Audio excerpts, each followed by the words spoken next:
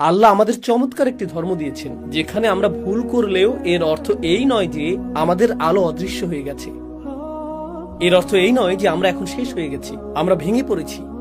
প্রকৃতপক্ষে সূরা নূরে যখন কেউ অনেক পাপ করে, আল্লাহ তার পাপকে এমন কারোর সাথে তুলনা করেছেন যে সমুদ্রের মধ্যে ডুবে যাচ্ছে, অন্ধকার রাতে, ঝড়ের কবলে, আকাশে মেঘ আর পানিতে আলো প্রবাহের সমস্যা হলো।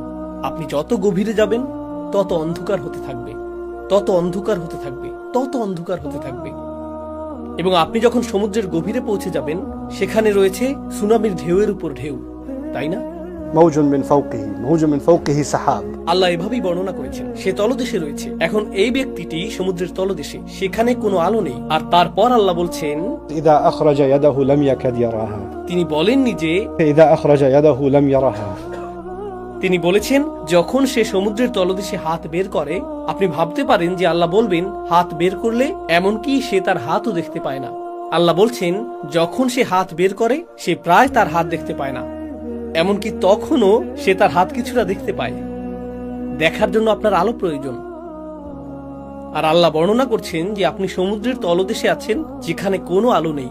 তাহলে আলোটা আসছে কোথা থেকে? আপনি কিভাবে আপনার হাত কিছুটা দেখতে সক্ষম হচ্ছেন? আপনার ভেতরে একটি আলো রয়েছে, আপনার ভেতরে একটি আলো রয়েছে, এবং সেই আলোই আপনার এবং আমার তওবা করার জন্য যথেষ্ট।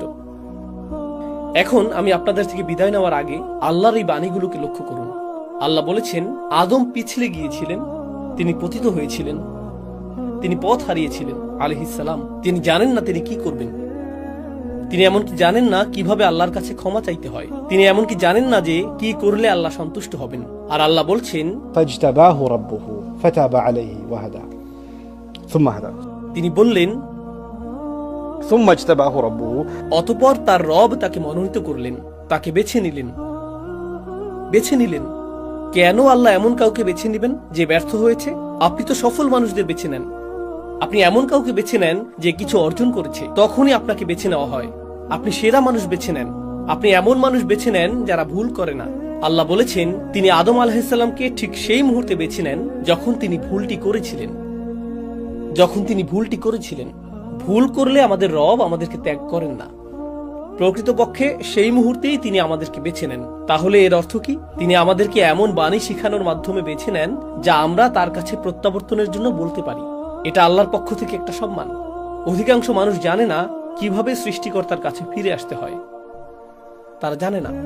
এবং আদম আলাইহিস সালামকে সেই শব্দগুলো দেয়া হয়েছিল, ربنا ظلمنا أنفسنا وإن لم تغفر لنا وترحمنا لنكونن من الخاسرين।